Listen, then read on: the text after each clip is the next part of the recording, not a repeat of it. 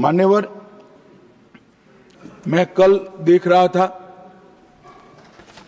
कांग्रेस के कई सदस्य आज वंदे मातरम की चर्चा क्यों जरूरी है और इसको एक राजनीतिक हथकंडा या तो मुद्दों पर से ध्यान भटकाने का एक हथियार मानते थे। मान्यवर, मुद्दों पर चर्चा करने से कोई नहीं डरता है। संसद का बहिष्कार हम नहीं करते हैं। संसद का बहिष्कार अगर करना है, संसद का बहिष्कार न करे, संसद चलने दे तो सब मुद्दों पर चर्चा होगी। हमें कुछ डरने जैसा नहीं है, छिपाने जैसा नहीं है। कोई भी मुद्दा हो हम चर्चा करने के लिए तैयार है, परंतु वंदे मातरम के गान की चर्चा को, वंदे मातरम के गान पर की चर्चा को टालने की ये मानसिकता ये नई नहीं। मान्यवर, ये तो वंदे मातरम का 150वां साल है। हर महान रचना का, हर महान घटना का महत्वपूर्ण साल कई मायनों में हमारे देश में मनाता जाता है, तो ये तो 150वां साल है। अब हम थोड़ा पीछे मुड़कर देखते हैं मान्यवर, जब वंदे मातरम के 50 साल हुए तब क्या हुआ? वंदे मातरम के 50 साल हुए, देश आजाद नहीं हुआ था और वंदे मातरम की स्वर्ण जयंती हुई 1937 में। तब जवाहरलाल नेहरू जी ने वंदे मातरम के 2 टुकड़े कर उसको 2 अंतरों तक सीमित करने का काम कांग्रेस पार्टी की 50वें साल में जो एक प्रकार से वंदे मातरम का महिमा मंडन करने की पद्धति थी,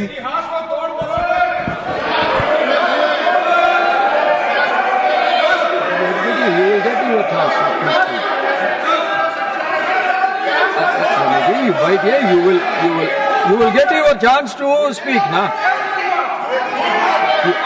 Unless he yields, right here, no. Unless he yields, how I can? Unless he yields, how I can? मान्यवर, 1 मिनट में उनको बहुत समय दिया गया, अपने समय पर बोले ना, मुझे कोई आपत्ति नहीं। आपका समय, खड़गे साहब आपका समय आएगा। Garge ji, सभापति you are going to get your time. Please wait. Garge ji, you are going to get your time. Please wait. Let him speak.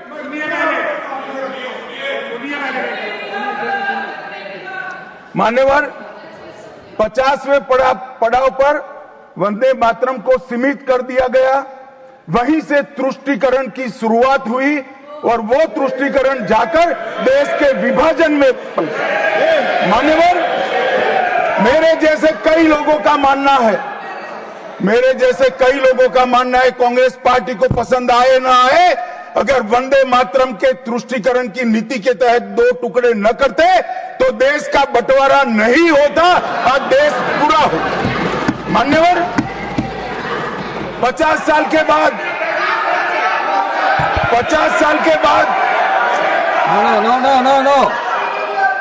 No, nothing will go on record except Honorable Minister's speech. Please. मान्यवर, 50 साल के बाद वंदे मातरम 100 साल का हुआ। सबको था कि 100 साल मनाए जाएंगे, 100 साल मनाए जाएंगे, मगर 100 साल हुआ तब वंदे मातरम का महिमा मंडन का सवाल ही नहीं था, क्योंकि वंदे मातरम बोलने वाले जो सारे लोग थे उनको इंदिरा जी ने जेल में बंद कर दिया। इस देश में आपातकाल लगाया गया। विपक्ष के लाखों लोगों को, लाखों समाज सेवियों को, स्वयंसेवी संगठन के लोगों को जेल में भर दिया गया। कोई कारण के बगैर अखबारों पर ताले लगा दिए गए। यहां तक कि आकाशवाणी में उस वक्त एक ही माध्यम था, आकाशवाणी में किशोर कुमार की आवाज ही नहीं आती थी, ड्यूएट गाने भी लता जी की आवाज में ही आते थे। मान्यवर, पूरे देश को जब वंदे मातरम 100 साल का हुआ, पूरे देश को बंदी बनाकर रख दिया। और कल 150वां साल है। 150वें साल में लोकसभा में चर्चा हुई साहब, ये कांग्रेस पार्टी की स्थिति देखिए। जिस कांग्रेस पार्टी के अधिवेशनों की शुरुआत गुरुवर टागोर जैसे लोग वंदे मातरम गा कर कराते थे। वंदे मातरम कांग्रेस पार्टी के आजादी के आंदोलन का एक मंत्र बना था। वो वंदे मातरम के महिमा मंडन करने के लिए जब लोकसभा में चर्चा हुई, गांधी परिवार के दोनों सदस्य नदारद थे, दो में से एक भी। वंदे मातरम का विरोध आज भी जवाहरलाल नेहरू से लेकर आज के कांग्रेस के नेतृत्व तक कांग्रेस के खून के अंदर बसा। मान्यवर,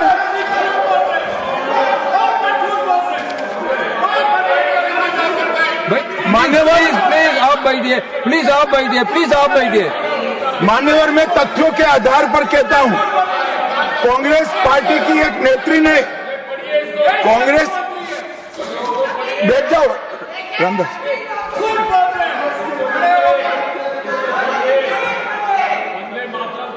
अरे दिग्विजय जी, अब नौकरी पक्की है इस आयु में, क्या कर रहे हो भैया? अब नहीं जाएगी नौकरी। मान्यवर, मैं जो कह रहा हूं वो रिकॉर्ड का हिस्सा है दूसरे सदन का। मान्यवर, दूसरे सदन की चर्चा में कांग्रेस पार्टी की एक प्रमुख नेत्री ने कहा है कि वंदे मातरम की आज चर्चा की कोई जरूरत नहीं है। मुझे मालूम नहीं पड़ता कि वंदे मातरम से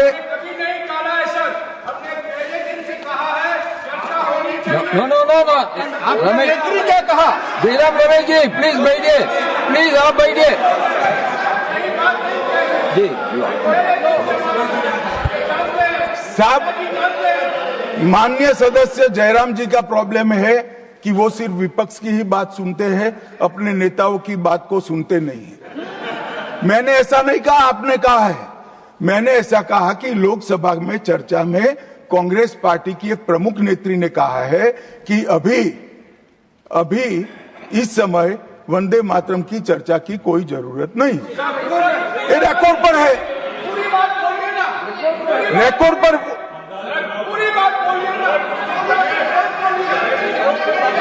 मान्यवर,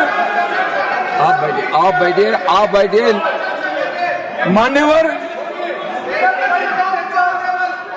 मान्यवर, जिस गीत को, जिस गान को महात्मा गांधी ने राष्ट्र की शुद्धतम आत्मा से जुड़ा हुआ गीत कहा, बिपिन चंद्र पाल ने एक राष्ट्र धर्म है जिसमें राष्ट्रभक्ति और कर्तव्य दोनों समाहित है, जिसकी अभिव्यक्ति वंदे मातरम करता है, वो वंदे मातरम का टुकड़ा करने का काम भी कांग्रेस पार्टी ने किया था। मान्यवर, अंतर्राष्ट्रीय स्तर पर भी वंदे मातरम ने हमारे आजादी के आंदोलन को गति देने का काम किया। श्याम जी कृष्ण वर्मा, मैडम भिखाजी कामा और वीर सावरकर ने जो भारत का त्रिवर्ण ध्वज निर्मित किया था, उस पर स्वर्णिम अक्षर में एक ही नाम था, वंदे मातरम। मान्यवर, बर्लिन के ओलंपिक्स में भी 1936 में गुलामी के कालखंड में भी जब हमारे हॉकी की हमारी टीम को उत्साह की जरूरत थी, प्रेरणा की जरूरत थी, कोच ने लाइन में खड़े कर भावपूर्ण तरीके से वंदे मातरम का गान किया और हम गोल्ड मेडल जीतकर आ गए। मान्यवर, भारतीय जनता पार्टी की रचना हुई तब से हमारी तो पार्टी की रचना ही सांस्कृतिक राष्ट्रवाद और ये देश अपने मूल संस्कृति के आधार पर, मूल विचारों के आधार पर चलना चाहिए, पाश्चात्य संस्कृति के आधार पर नहीं चलना चाहिए। इसीलिए हमारी पार्टी की स्थापना थी। मान्यवर, इस संसद में वंदे मातरम के गान को बंद करा दिया है।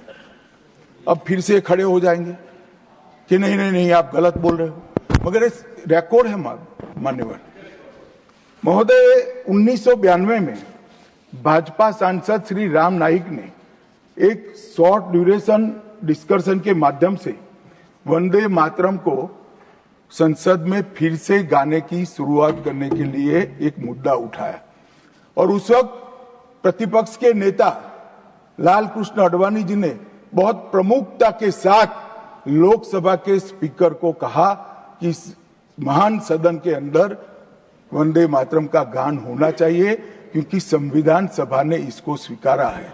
और फिर लोकसभा ने सर्वानुमत से 1992 में वंदे मातरम के गान की शुरुआत की। मान्यवर, हम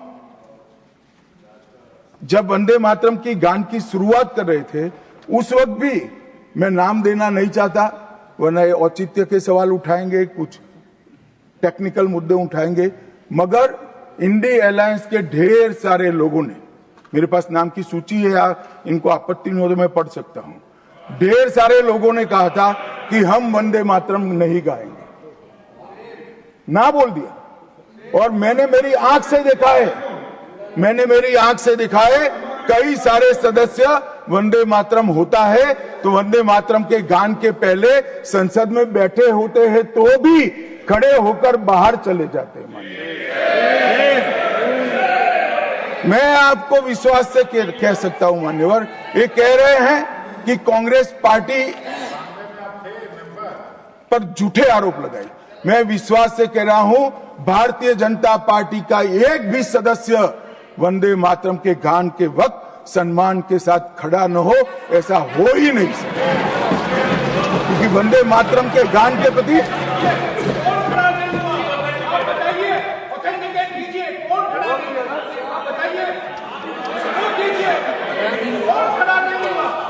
आप बैठिए, आप बोथ बैठिए प्लीज, आप बोथ बैठिए प्लीज।